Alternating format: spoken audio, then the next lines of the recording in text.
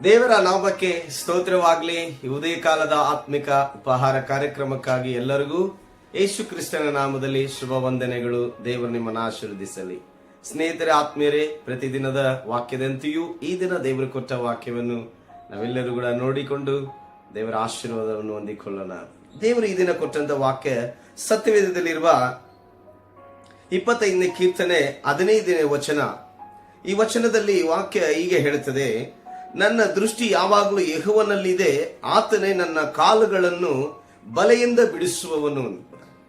ನೋಡ್ರಿ, ನಮ್ಮ ದೃಷ್ಟಿ ಅಂದ್ರೆ ಆ ಭಕ್ತನ ದೃಷ್ಟಿ ದೇವರ ಮೇಲೆ ಇರುವುದರಿಂದ ಆತನಿಗೆ ಆತ್ಮಿಕವಾಗಿಯೂ ಶಾರೀರಿಕವಾಗಿಯೂ ಬರುವ ಎಲ್ಲಾ ಸಮಸ್ಯೆಗಳಿಂದ, ಎಲ್ಲಾ ಅಡ್ಡಿಯಾಗುವ ಪ್ರತಿ ಬಲೆಗಳಿಂದ ಬಿಡಿಸುವುದಕ್ಕೆ ದೇವರಿಗೆ ಸಾಧ್ಯ ಎಂಬುದಾಗಿ. ಅದಕ್ಕೆ ಆ ಭಕ್ತನು ಹೇಳ್ತಾ ಇದ್ದೇನೆ, ನನ್ನ ದೃಷ್ಟಿ ಯಾವಾಗಲೂ ಯೆಹೋವನಲ್ಲಿದೆ, ಆತನೇ ನನ್ನ ಕಾಲುಗಳನ್ನು ಬಲೆಗಳಿಂದ ಬಿಡಿಸುವವನು ಎಂಬುದಾಗಿ. ಆತ್ಮೀಯರೇ, ಸ್ನೇಹಿತರೆ, ಇವತ್ತು ಈ ಉದಯ ಕಾಲದಲ್ಲಿ ನೋಡುತ್ತಿರುವ ಕೇಳುತ್ತಿರುವ ಪ್ರತಿಯೊಬ್ಬರಿಗೂ ದೇವರು ಹೇಳುವ ಅಂದ್ರೆ ದೇವರ ಭಕ್ತನ ಮುಖಾಂತರ ತಿಳಿಸುವ ವಿಷಯ ಏನಂದ್ರೆ, ಯಾವ ಮನುಷ್ಯನ ದೃಷ್ಟಿ ದೇವರ ಮೇಲೆ ಇರುತ್ತದೋ ಆತನಿಗೆ ಲೌಕಿಕವಾದ ಸಮಸ್ಯೆಗಳೆಂಬ ಬಲೆಗಳಿಂದ, ಕಾರ್ಯಗಳ ಮೇಲೆ ಅಪಚಯವೆಂಬ ಬಲೆಗಳಿಂದ, ಕುಟುಂಬದಲ್ಲಿ ಹೊಂದಾಣಿಕೆ ಇಲ್ಲದೆ ಕುಟುಂಬವನ್ನು ಗಲಿಬಲಿ ಪಡಿಸುವಂತ ಬಲೆಗಳಿಂದ, ಕುಟುಂಬದಲ್ಲಿ ಆರ್ಥಿಕವಾಗಿರುವ ಪರಿಸ್ಥಿತಿಗಳೆಂಬ ಬಲೆಗಳಿಂದ, ಎಷ್ಟೇ ಸಂಪಾದನೆ ಮಾಡುತ್ತಿದ್ರೂ ತೃಪ್ತಿ ಇಲ್ಲದೆ, ನೆಮ್ಮದಿ ಇಲ್ಲದೆ ಇರುವಂತ ಜೀವನ ಎಂಬ ಬಲೆಗಳಿಂದ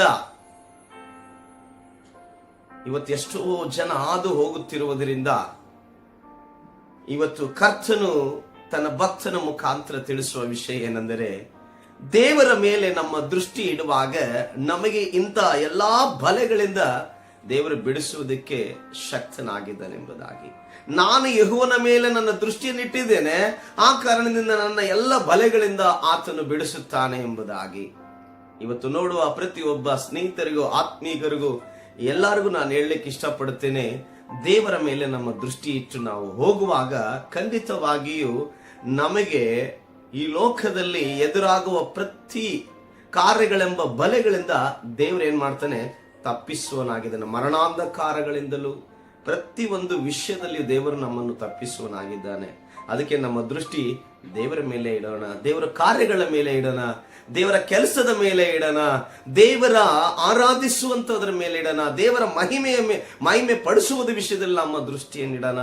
ಇವತ್ತು ಪ್ರತಿ ಮನುಷ್ಯ ತನ್ನ ದೃಷ್ಟಿಯ ಕೋನಗಳು ಹೇಗಿದೆ ಅಂದ್ರೆ, ಸರಿಯಾದ ಕಾರ್ಯಗಳು ಅಂದ್ರೆ ದೇವರ ಮೇಲೆ ಇಡುವಂತ ದೃಷ್ಟಿ ಸ್ವಲ್ಪ ಲೋಕದ ಮೇಲೆ ಇಡುವ, ಲೋಕದ ಕಾರ್ಯಗಳ ಮೇಲೆ, ಲೌಕಿಕವಾದ ಚಟುವಟಿಕೆಗಳ ಮೇಲೆ, ಲೌಕಿಕವಾದ ಮನರಂಜನೆಗಳ ಮೇಲೆ, ಲೌಕಿಕವಾದಂತ ಪಾಪದ ಕೃತ್ಯಗಳ ಮೇಲೆ ಎಷ್ಟೋ ದೃಷ್ಟಿ ಇವತ್ತು ಮಾನವನಿಡುತ್ತಿರುವುದರಿಂದ ಆತನು ತನ್ನ ಸಂತೋಷವಿಲ್ಲದೆ, ಸಮಾಧಾನವಿಲ್ಲದೆ, ನೆಮ್ಮದಿ ಇಲ್ಲದೆ, ಜಯವಿಲ್ಲದೆ ಆ ಬಲೆಗಳಲ್ಲಿ ಸಿಕ್ಕೊಂಡು ಮನುಷ್ಯ ಇವತ್ತು ವಿಲ ಎಂಬುದಾಗಿ ಆತನು ಒದ್ದಾಡುವುದನ್ನು ನಾವು ನೋಡ್ತಾ ಇದ್ದೇವೆ. ಆ ಕಾರಣದಿಂದ ಇವತ್ತು ನೋಡುವ ನನ್ನ ಸ್ನೇಹಿತರೆಲ್ಲರಿಗೂ ಹೇಳುತ್ತೇನೆ, ದಯಮಾಡಿ ನೋಡುವ ಪ್ರತಿಯೊಬ್ಬ ಆತ್ಮಿಕರಿಗೆ ಹೇಳ್ತೇನೆ, ನಮ್ಮ ಸೇವೆಗಳಾಗಿರಲಿ, ನಮ್ಮ ಕುಟುಂಬಗಳಾಗಿರಲಿ, ನಮ್ಮ ಆರ್ಥಿಕ ವಿಷಯ ಆಗಲಿ, ನಮ್ಮ ಯಾವುದೇ ಒಂದು ಪರಿಸ್ಥಿತಿಗಳಿಂದ ನಾವು ಜಯ ಹೊಂದಿ ಅಂದ್ರೆ ಆ ಬಲೆಗಳಿಂದ ನಾವು ತಪ್ಪಿಸಿಕೊಳ್ಳಬೇಕಂದ್ರೆ ದೇವರಾಗಿರುವ ಯೆಹೋವನನ್ನು, ಕರ್ತನಾದ ಯೇಸುವನ್ನು ನಾವು ದೃಷ್ಟಿಸೋಣ.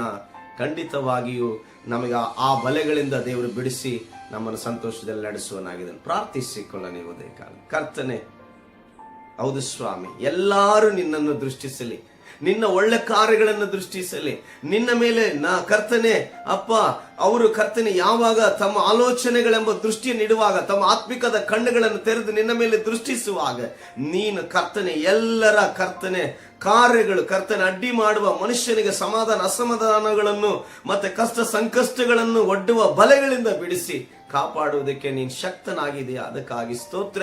ಇವತ್ತು ಯಾರ ಸೇವೆಗಳಲ್ಲಿ, ಯಾರ ಕುಟುಂಬಗಳಲ್ಲಿ, ಯಾರ ಬಿಸ್ನೆಸ್ಗಳಲ್ಲಿ, ಯಾರ ಕರ್ತನೆ ಯಾವ್ಯಾವ ಪರಿಸ್ಥಿತಿಗಳಲ್ಲಿ ಕರ್ತನೆ ಇವತ್ತು ಆ ಬಲೆಗಳಲ್ಲಿದ್ದಾರೋ ಅದರಿಂದ ಬಿಡಿಸಿ ಕರ್ತನೆ ನೀ ನಡೆಸಬೇಕೆಂದೇಳಿ ಘನಮಾನ ಮಹಿಮೆ ನಿಮಗೆ ಸಲ್ಲಿಸ್ತೀನಿ ಯೇಸುವಿನ ನಾಮದಲ್ಲಿ ತಂದೆ, ಆಮೆನ್. ನೋಡುವ ಪ್ರತಿಯೊಬ್ಬರಿಗೂ ನಾನು ವಂದನೆಗಳು ಸಲ್ಲಿಸ್ತೀನಿ. ದೇವರು ನಿಮ್ಮನ್ನು ಎಲ್ಲ ಬಲೆಗಳಿಂದ ಬಿಡಿಸಿ ನಿಮ್ಮನ್ನು ಸಂತೋಷವಾಗಿ ನಡೆಸಲಿ. God bless you.